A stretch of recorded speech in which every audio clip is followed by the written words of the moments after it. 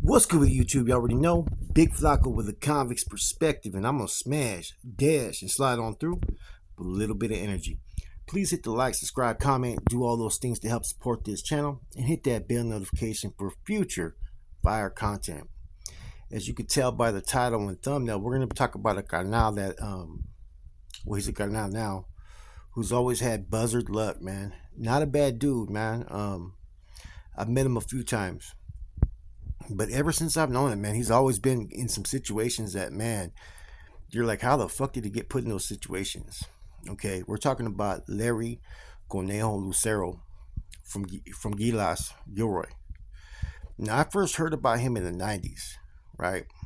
He's an old timer. He's been around the system, old school Nuestra Raza member. Been around for a minute. Was up in the Bay, right?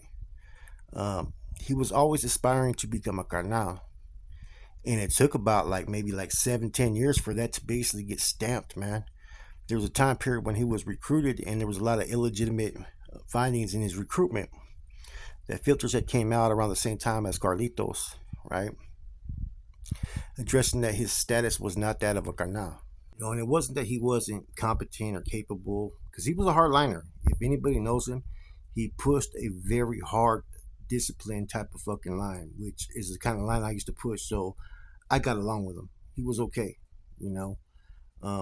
I remember talking to him in Corcoran about his status in the Corcoran shoe, talking about what's transpiring. You know what I mean? Because a lot of us, like I said, were going through the stages at that time, and he was waiting for basic confirmation and stuff. And this was around 2006, right?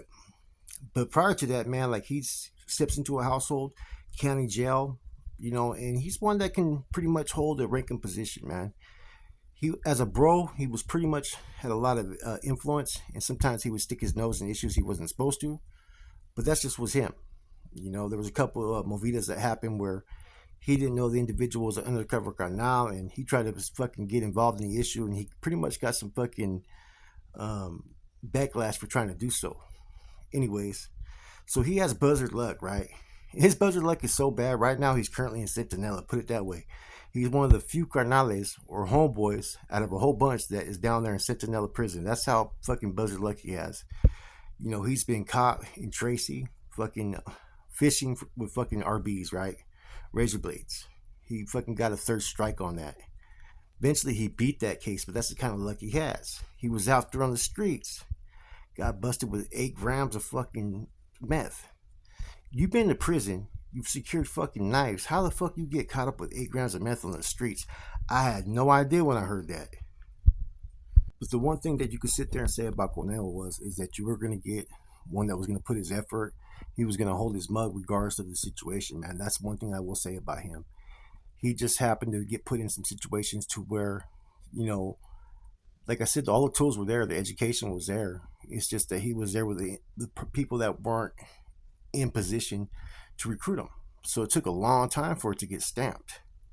And there was a lot of issues between, like I said, the state and feds when that was all going on, right?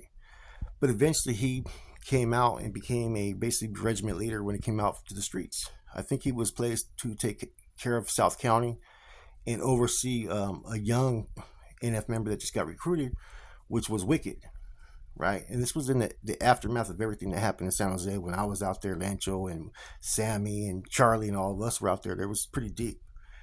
Now he stepped out during an interesting time. You had a young, like I said, carnal that was out there, but then you had other individuals like fucking Kung Fu from came up from the feds. Then you had Happy from Lodi. You had Bird from fucking Salinas. You had Chente fucking that was out there. And you had, like I said, you had a whole lot of people that were pretty much bumping heads out there for a minute, because you had different people who wanted to basically concede to this authority over here. And then you had the youngsters that were stirring up the pot like Young Buck and whatnot. And basically it became a state fed issue kind of on the streets, right? But a lot of times these familianos, what they were doing is that they were just going by the law. They weren't reporting basically to a fed or state. See, like Happy and a lot of those guys, they were on those lines. They weren't in contact at that time with really Corning and Pinky and all them. They were all locked up in Admex at that time, I believe. They were more in contact with Mad Dog. But when it came to the streets, right, See, they let people in charge to take care of things, right? And that's the thing that people don't realize. In lieu of Corning and all them being locked up, they had people that were reserved positions in the state that were conducting business for the familia. That's why Bird and Happy were able to plug in out there, and there wasn't no really state or federal regiment. That's part of the reasons why people say Kung Fu was getting in trouble, was because of that. But a lot of it also had to do was because of a personal issue that he was pushing that had to do with some other individuals that did a hale out there in the streets. Now, fortunately for fucking Conejo, right, he was out there when all this transpired. He still got indicted, man, but he's fortunate that he didn't get caught up with more time than they could have been given him because there was a lot of shit going on at that time. A lot of the stuff that had to do with the murders were fucking being directed more towards fucking Bird. I think having Buzzard luck and having a rapport with like Bird and Happy is what had him skate through kind of unfucking touched, right? With all those issues because the regiments out there in the Bay Area were not established like they were years before. Because, like I said, all the resources were basically fucking tapped out, man. You know, at that time, you only had basically one ensoldado that was pretty much supplying basically a lot of different regions at that time, which was Fat Joe from Hayward, right? He was a supply for a lot of homeboys. And that's the thing that people don't realize when it comes to these regiments. Sometimes these regiments have to be re-fucking established and rebuilt, man. They fucking get to fucking rolling around full fucking throttle. You know, the regiments are moving like 20, 50 pounds of fucking meth a month easily. Easily. You go from doing that to coming out to where you're selling like 2 to 4 ounces a week, man, because you're trying to establish your resources.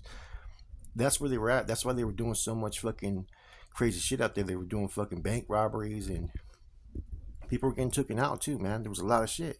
They were kicking in doors. They were doing whatever they had to do because at that time there was a lot of expectations. And see, technically, they were doing a pay roster at that time, and they were supposed to operate in small individual crews.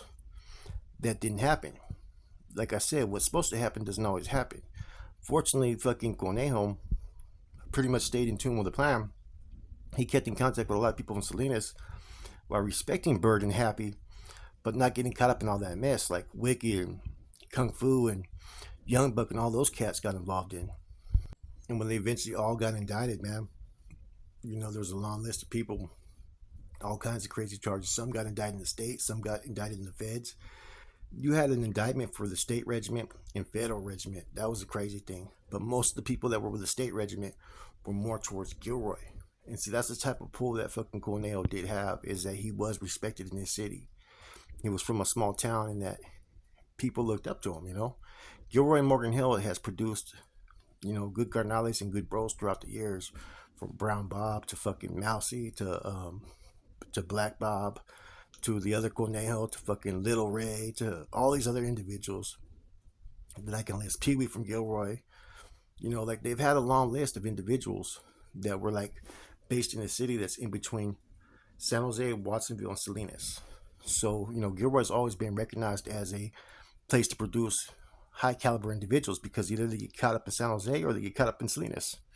Either way, there's always been good schooling. Now, when Conejo ended up getting into the county jail, there was issues between him and Sykes and Young Book for a minute. And it eventually pretty much got diffused, right? But there was a little conflict, man.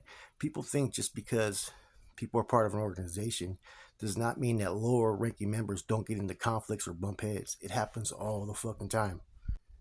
Young Buck technically should have fucking conceded, right? But he tried to keep on pushing a line because of who his brother is. Like I said, Young Buck, he's not a bad dude. I was just shocked that they recruited him that fast because there was a lot of flaws in his get down. You know what I mean? He was still learning. I remember that they had a fucking party, a party on the streets when they recruited him as a bro, when they stamped his NR status, right? And I remember the brothers were kind of fucking laughing about it, man. But to each his own, man. Like I said, man, he worked previously with me before he worked with any fucking regiment. He worked with us back in shit. What was that? 2002. You know what I'm saying?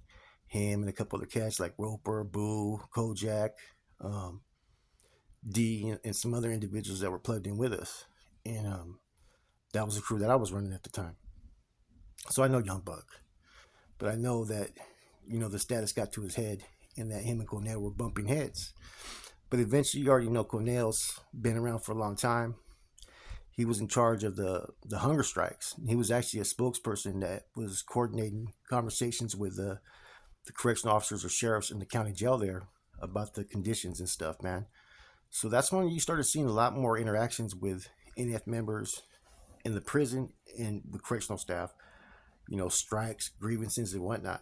Because for a long time, we weren't fucking engaging with no talks, no conversations, or nothing. We'd push paper, we'd fucking ignore them. Truth be told, man, is Conejo was letting individuals from the federal faction do a little bit too much in San Jose, man. I think, but he kind of isolated himself from that. They took the heat for all the murders and stuff. That's the only thing that I can't say that he did, man. I think his attention was mainly focused on Gilroy and working with Wicked, and I think if I'm not mistaken, I think Sombras at that time had a part of San Jose, and was directing, giving orders out there to take over. A lot of times, that's Chuco was always Chuco's area, San Jose. But I think he had delegated Sombras, or Sombras was overstepping a little bit of jurisdiction at that time. I think maybe because of the issues that were going on from D1, D2, D3, and D4. So a lot of things were going through Corcoran. This has happened in the past, and that's always been an issue. Is that they'll send one person out, they'll delegate this one the responsibility. You know what I'm saying? Someone falls out of contact, they realign someone else. But as far as Conejo, yeah, man, like I said, he's one guy now that had a lot of Buzzard luck. The 3-strike case with the fucking razor blades, the fucking 8 grams of meth. His status took forever to get fucking stamped, right? I mean, this is 2006, and his status hasn't been cleared up, and we're talking about he thought he was a C back in 2000. I don't know when they basically finally stamped it, but like I said, there's a lot of people whose recruitments were in question around that time. You know what I'm saying? There's some people that recruited in AC.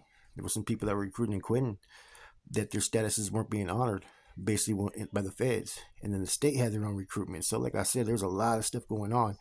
And he basically got caught up in a lot of the stuff that happened in the aftermath of what was going on with Operation Black Widow, with some of the leadership that were still up there in the Bay. And that's why filters went out with his name saying that he was still in good standings. Some people think that he was maybe an undercover at one time, right? And that they had to go through the right process to basically confirm that. But last time when I was on the streets, he was advised that he was not a carnal. I remember that. The same things were being said about Sykes, Martin Martinez around the same time period. I remember I had to run checks on people on their statuses to see if they were legit. And the funny thing is I was loyal to the feds, right? And like I said, we were loyal to Skip. But I would also submit my ganas would go up to the Bay in my reports. And I remember I got a response back from the Bay one time, and it was the ones that the feds were saying that were not confirmed were the ones that the states were saying that were confirmed. It was weird because I remember Cyclone from not Cyclone Sykes from Goshen status was in question in 2000. Let me see, what was it? 2005. He wasn't being acknowledged as a C. His status wasn't being honored. You know what I'm saying?